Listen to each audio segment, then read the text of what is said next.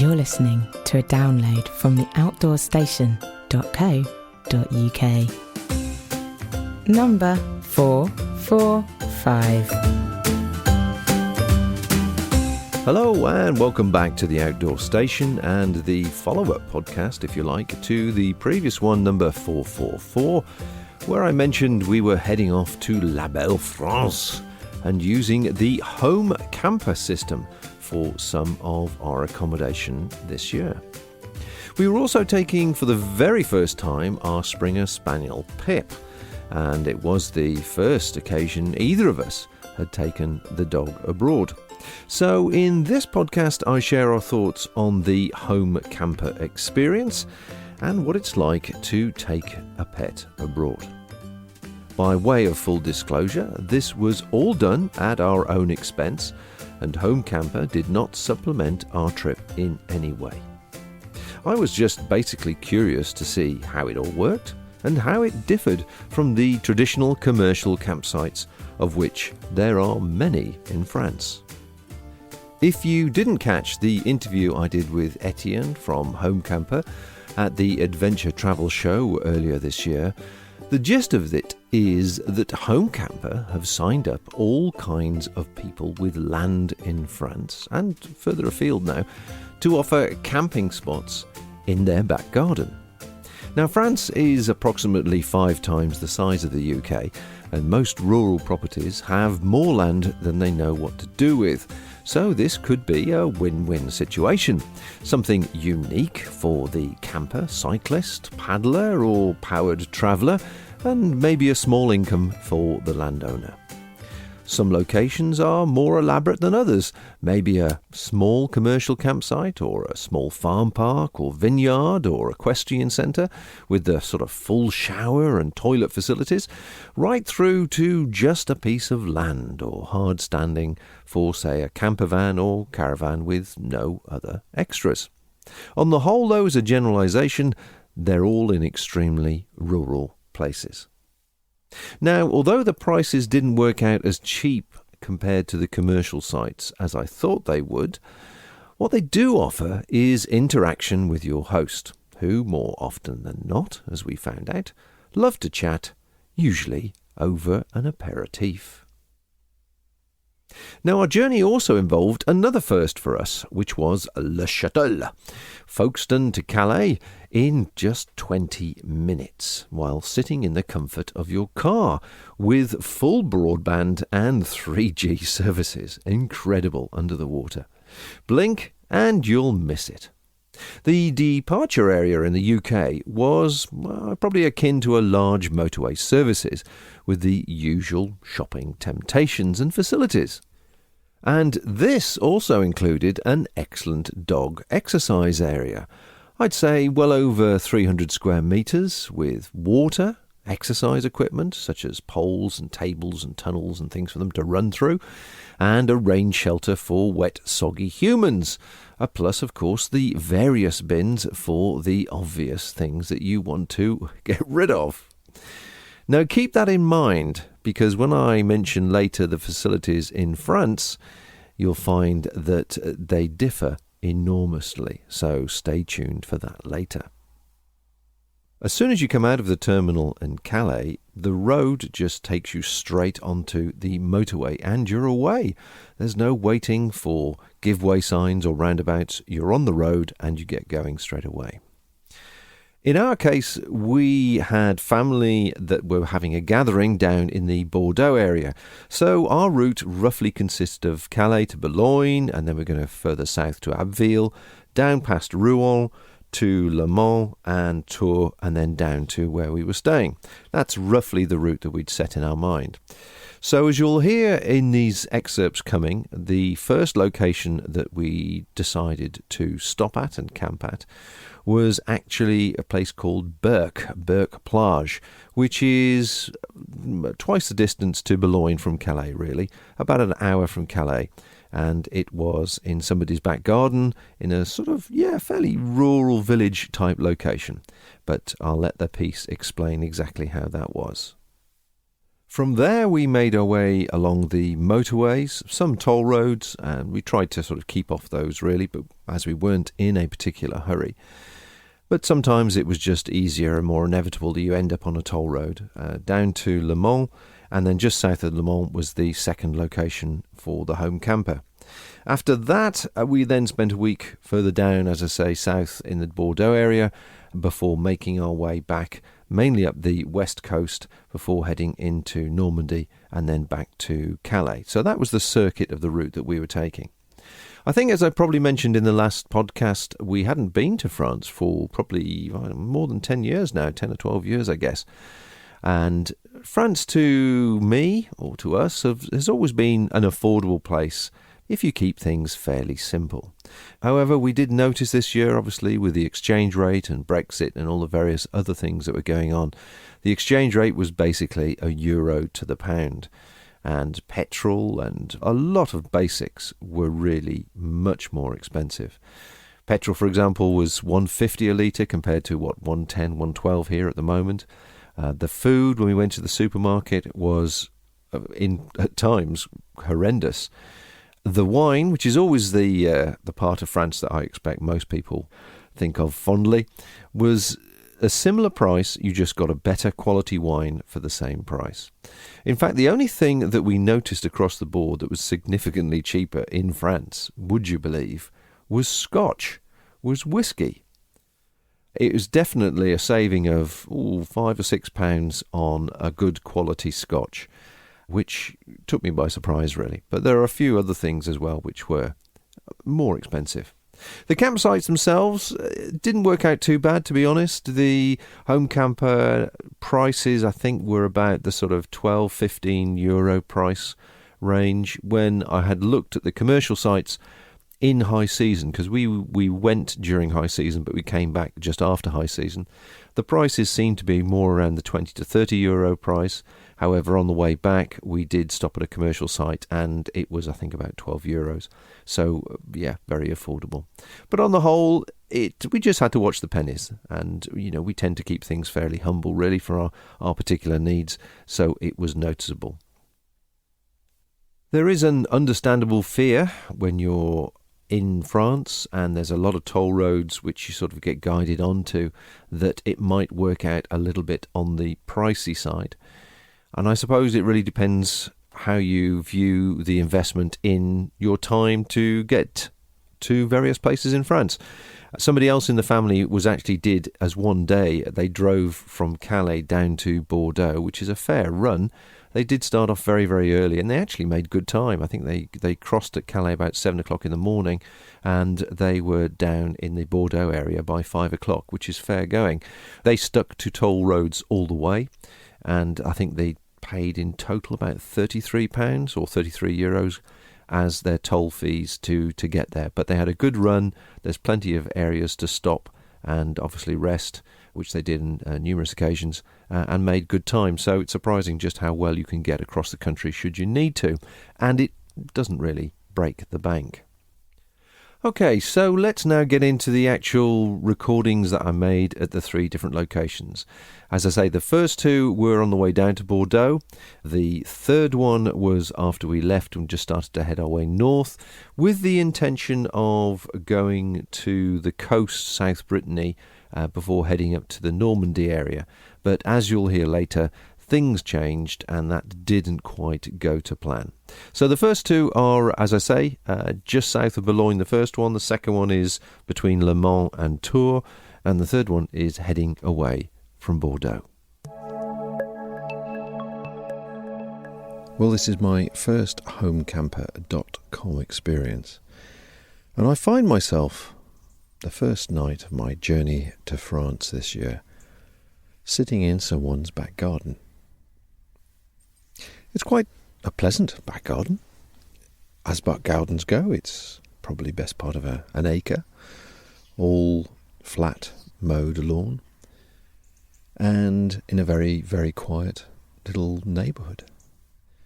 Just outside a village called Verton, which is to the east of Berck Plage, or Berck Plage, depends how you want to pronounce it, Berck. And the host, David Marchand, has been very pleasant, welcomed us in, parked the car in their back of their garden, and invited us to use the tent that was already established, so we actually haven't had to pitch a tent, which was great. So we fed Pip the dog, who is fascinated by these new scents of French aromas that she's sniffing around the hedges and around the grounds. We've enjoyed a picnic supper that we brought with us, and as you can hear, it's really, really quiet. Very, very pleasant. So as a first experience from Homecamper, it is literally just that. We've got a toilet and shower that we have access to from the outside. And everything we need, really.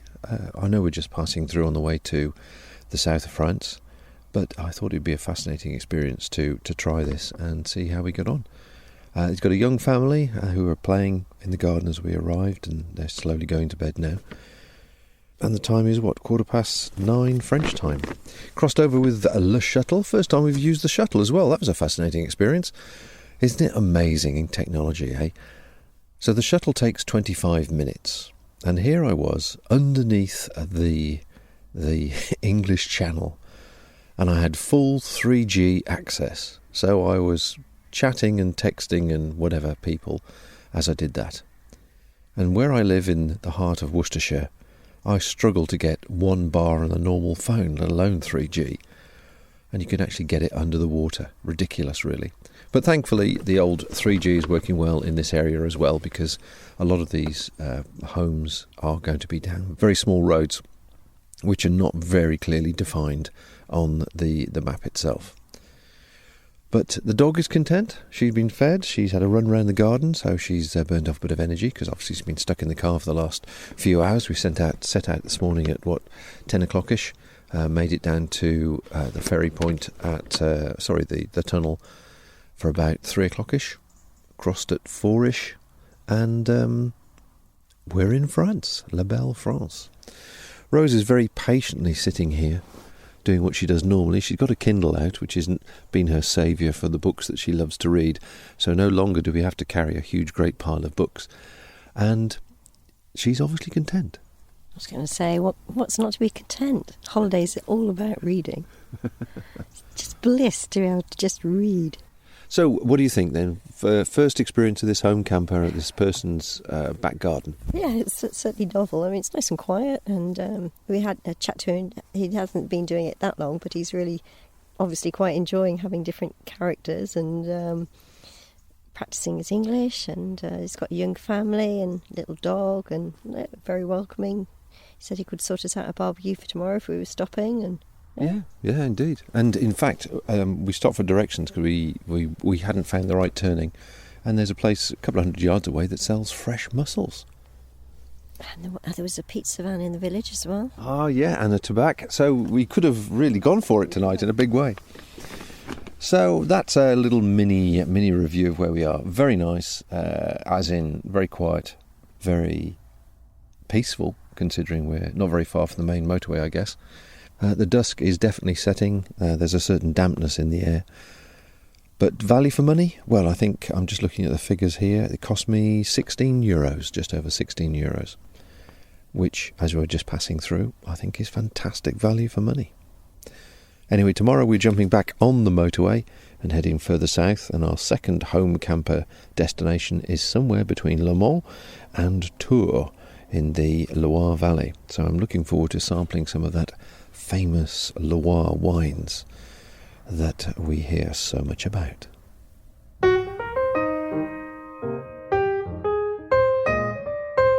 The home of UK-based audio and video podcasts for lovers of the great outdoors everywhere.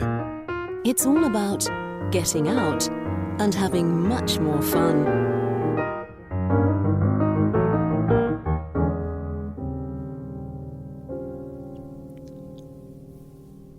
So what have we learned today on day 2 of our exploration across France using the homecamper.com network?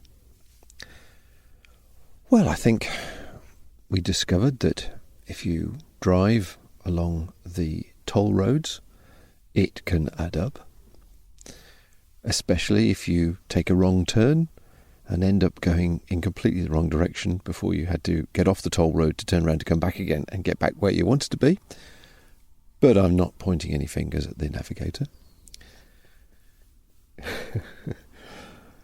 But to get from Berck Plage down to south of Le Mans, coming down the west coast, I think cost around 35 euros, which is about 35 pounds. It's basically a pound and again for the euro at the moment, exchange rate. So what else have we learned?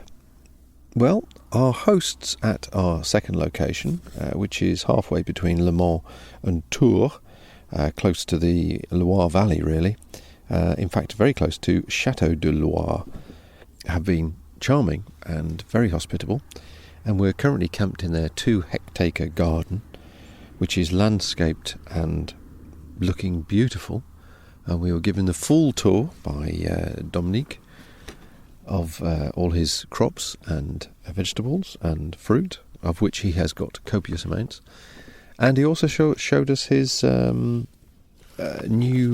gîte that they'll be renting out next year, which was very good if you want to come to this area and explore and use it as a base, and again very affordable. Chatting to them, it was quite interesting. For their holidays they head south. They've got a camper van and they head south, but I was saying that in the UK now that really camping by the coast in a camper van is pretty well forbidden everywhere, and they were saying the same thing about France, which I hadn't realised. However, if you camp in the forests or any of the sort of rural parking areas, nobody really bats an eyelid. But the most interesting thing was the fact that supermarkets do not have a problem with camper vans camping over in the evening. Obviously, as long as they're gone by 9 or 10, I think he said, in the morning, they don't have a problem, and just for one night. But that's worth knowing if you're ever travelling past, because the supermarkets seem to be the only shops that are open these days. It's about 10 years since we came to France. Mainly the Brittany, Normandy area is an area that we're sort of semi-familiar with over a period of years. But so many villages now do not have a single shop.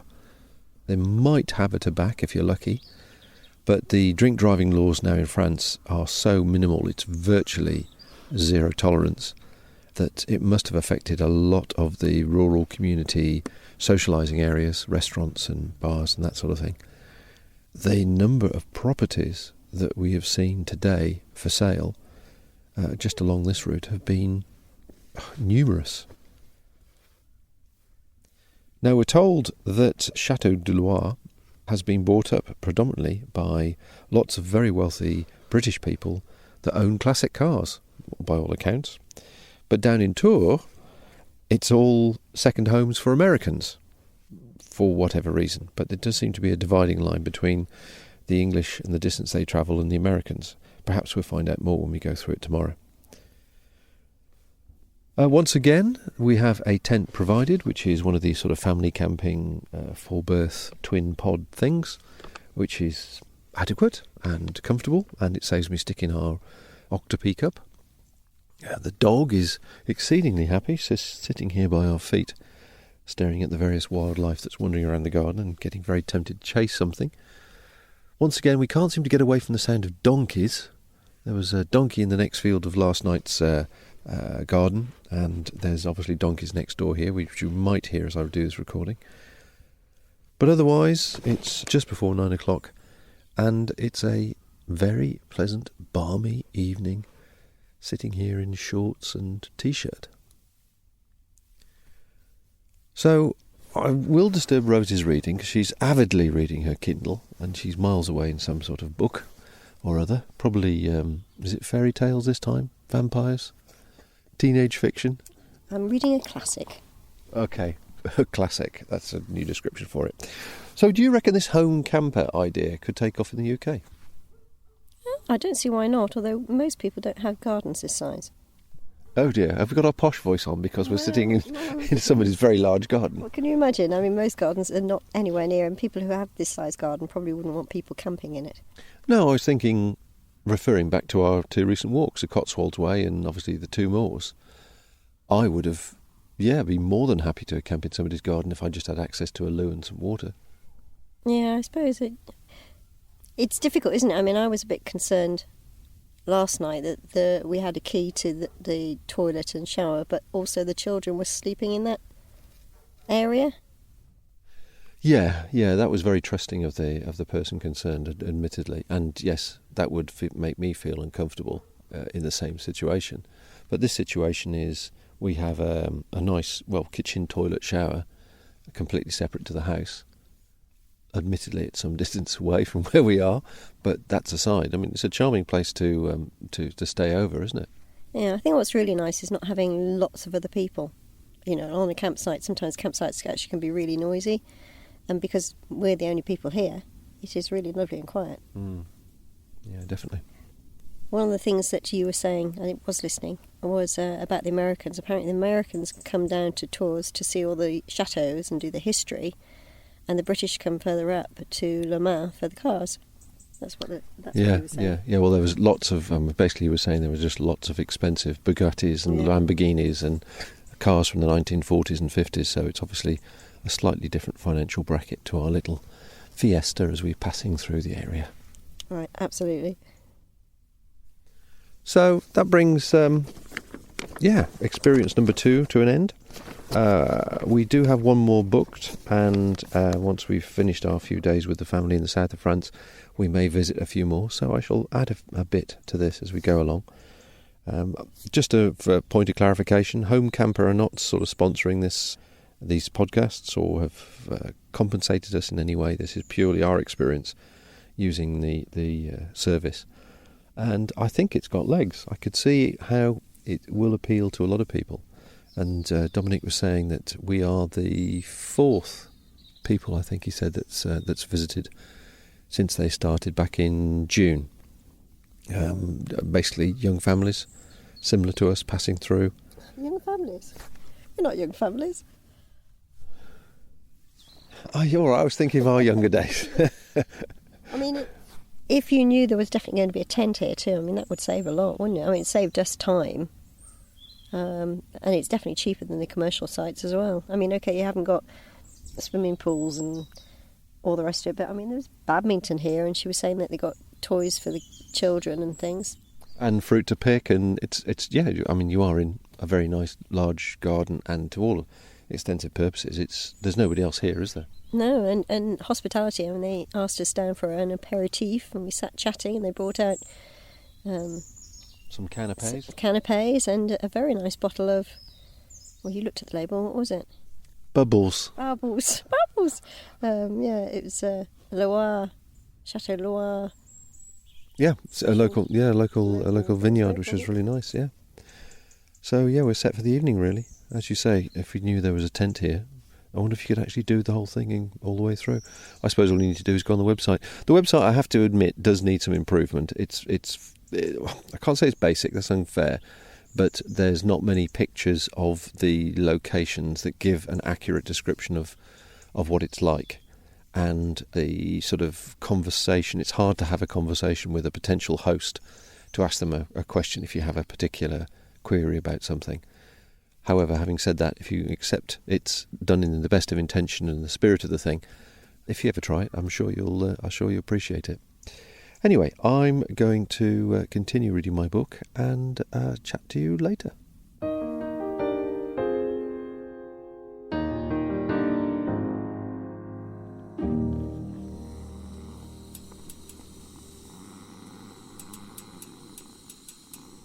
As you can hear, my gas cooker is making all sorts of complaining noises. I have no idea why. It must be the way the wind's blowing across the top of it. But we've had a few days down in the south of France with family, which was lovely, and we've come back, slowly heading our way back north, somewhere near in fact, we're just north of Saumur, which is in the heart of the Loire Valley, where all the, in my opinion, some of the best wines come from, which is obviously breaking my heart to go into the supermarket and have to try every single one, especially the sparkling wines. Some beautiful wines around here. But that's by the way. So we are at the 3rd location for the homecamper.com. The place is called La Fortinière, which may be familiar to some listeners if they are fans of the ukcampsites.com. It's advertised on there, and they've recently joined the homecamper.com network, if you like, to see how it goes. But as locations go, this is absolutely glorious. Of course, that all depends on what you actually want and looking for in a campsite. But for us, a quiet place, off the beaten track, no, great family noises or nighttime parties and that sort of stuff is what we're all about. And you couldn't actually get more remote than this. And in fact, their website, which is, where is the website address? lafortiniere.com. Fortinerie, that's right. So lafortiniere.com.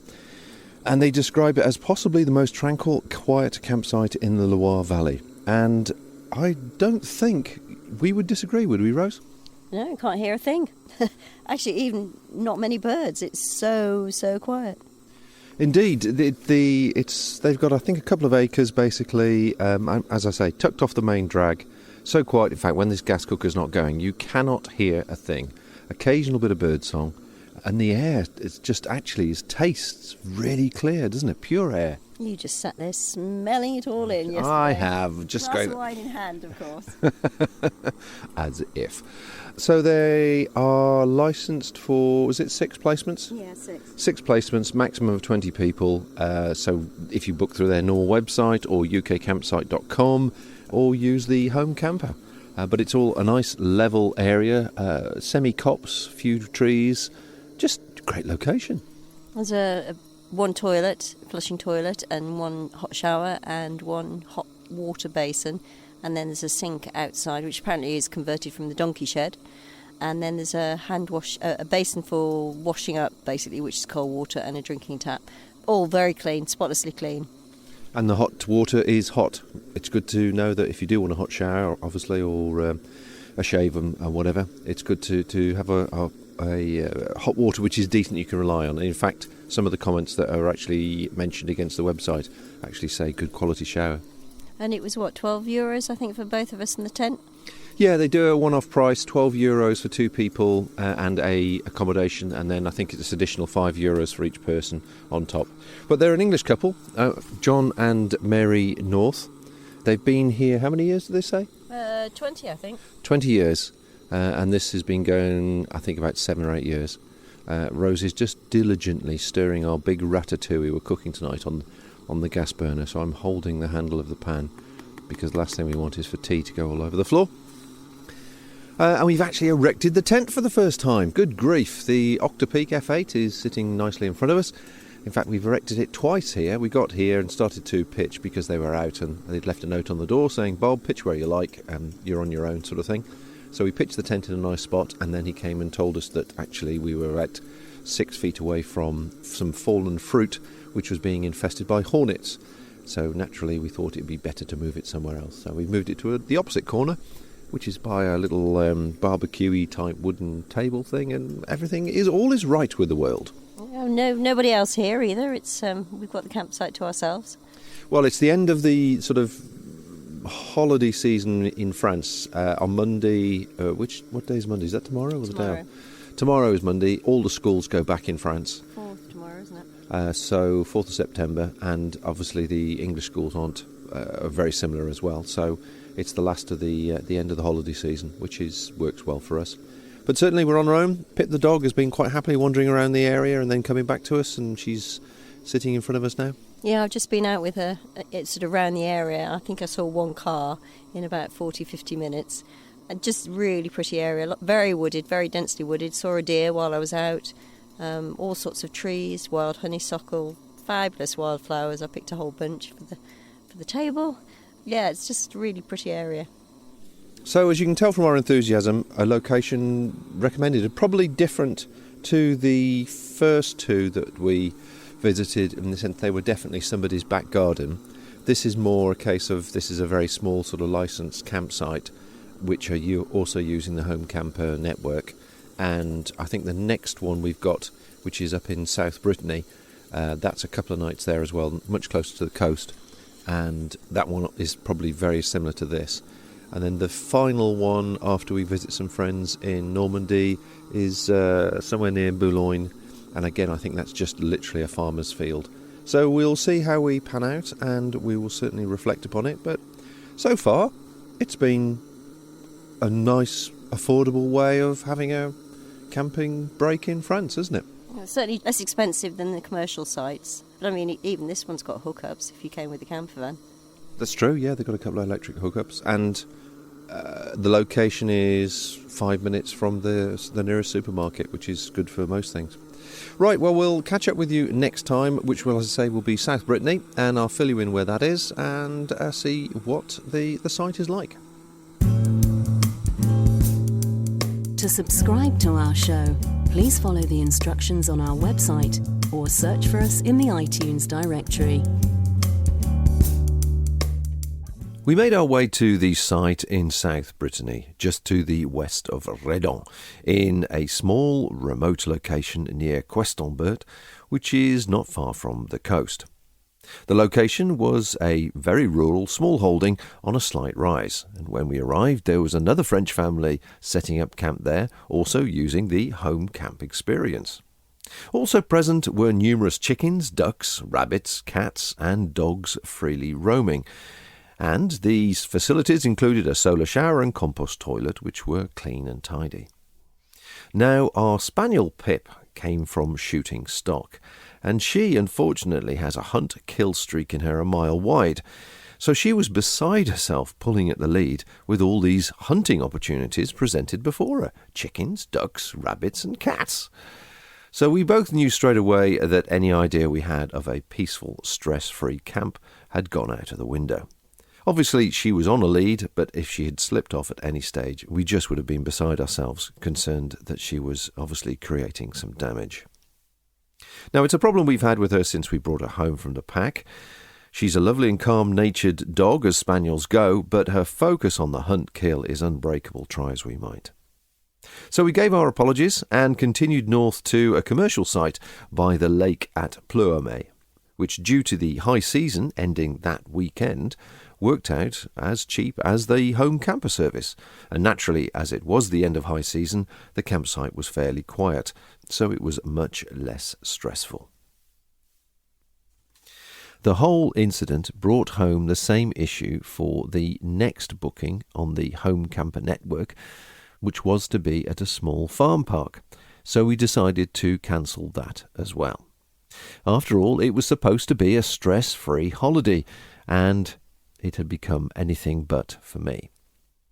Thankfully, we have friends in Normandy, and so we stayed with them for the remaining few days and took Pip to the vet for her compulsory worm injection, which has to be done between 5 days and 24 hours of your return trip.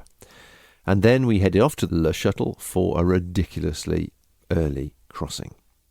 Taking the dog to France and the return journey for those interested in taking their pet with them was actually fairly painless, to be honest, providing you obviously have the right injections before you leave, and the dog needs to be chipped, which does get checked at check-in on France and the UK. And then you have this worming tablet or injection that it's got to have within 5 days and 24 hours of it returning. And they check that as well, particularly in France, actually. They're much more particular in France with checking the documentation, strangely enough, than they are in the UK. But providing you stick to the rules, it seemed to be fairly easy from that point of view. As regards travelling with the dog, well, I have to say our spaniel is exceedingly good. She travels in the footwell in the passenger side, and she quite happily curls up there, and we naturally take a break every couple of hours should we need to. And the A roads and the toll roads and the motorways, sort of dual carriageway type motorways, all have got reasonable rest areas which are well signposted in advance, and if you see the little tree sign, it usually means it's a big picnic area with tables and usually toilet facilities and occasionally beverages and sort of snack bars and that type of thing. Toilets can be a little bit unpleasant, as they can be in any rural location, but at least it's there should you need it. But from the point of view of the dog, it was great. She got out, stretched her legs, had some water, did what you had to do, had a wander around while we had a sandwich, and then jumped back in the car and we carried on our particular route. So on the whole, taking the pet, the way that we travelled with the pet was relatively easy. Now, I did mention that there was a big difference between the dog area in France, exercise area, and in the UK, and it was almost the polar opposite. The location in France is probably smaller than the UK setting, with obviously the same type of facilities. However, they all closed, I think it was either 11 o'clock or midnight, leaving no facilities available should you want a coffee or something similar. But when it comes to the animal exercise area, it was unbelievable. The area was a sort of squeezed on between two rows of cars in the car park, and it couldn't have been bigger than 15 square metres. I mean, really, really small. So much so, the door to the gate to the exercise area didn't close or lock properly. There was no bins in there, and interestingly, there was no water. In fact, when I actually hunted around, there was no fresh, free, cold tap water anywhere on the site, because when you went to the toilets in the site, everything that came out of the tap was a medium warm water to wash your hands. So I actually went to reception and asked her if there was a tap somewhere, I'd missed it, that we could refresh the dog with. And she did look at me askance, and then she started to think about it herself, and she could clearly see that actually there wasn't any fresh, free water anywhere. Now that's something I thought under European ruling, it's supposed to be available to anybody who asks for it. Anyway, it resulted in her saying, well, look, if you give me the bowl, I will go to our toilets and I'll fill it up for you there, which was good of her, and I appreciated that.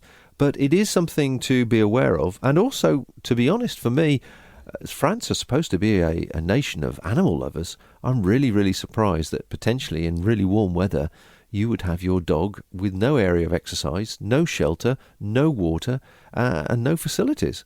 So it did surprise me, and that's something to be aware of if you are travelling on the shuttle, is to make sure that you take some bottles of water for you and also for your dog. So that pretty well brings me to the close. I just wanted to share the experience with you. I think Homecamper in concept is really, really good. I think if you had time to indulge and travel around France, I'm sure there are many, many sites which would be interesting. Unfortunately, we didn't get to the Champagne area that I did mention in the previous podcast, but I would expect that to be equally entertaining. And if you were self-powered cycling, I don't know about paddling, but I should imagine there's some sites close to the canals and lakes. There is opportunity for interesting accommodation. Value for money? Yeah, I think it was good value for money. As I say, certainly in high season, France can be pretty expensive. So I think the opportunity and the interest level is there. To use the website is okay. It's not difficult to book. It's difficult to have a conversation with a potential booking. So they don't appear to encourage that, and I'm going to have a word with Etienne to see if that can be improved. So if you wanted, for example, to ask how far away a particular location was from a supermarket or something else that was important to you, there's actually no facility to do that. It basically, the first correspondence that you have with a host is a potential booking request, which isn't very convenient, really, should you have particular needs. But otherwise, the concept's good. I could see it expanding quite easily across the rest of Europe. You never know, it may even come to the UK as well. So that's my experience of using Homecamper this time round. If you wanted to have a look at some of the photographs or the links to the various places we went or to Homecamper itself, you'll find that over on the show notes on theoutdoorstation.co.uk. So, until next time, folks, bye for now. Thank you for listening to this podcast. To hear or see more from our extensive free library, please visit theoutdoorstation.co.uk.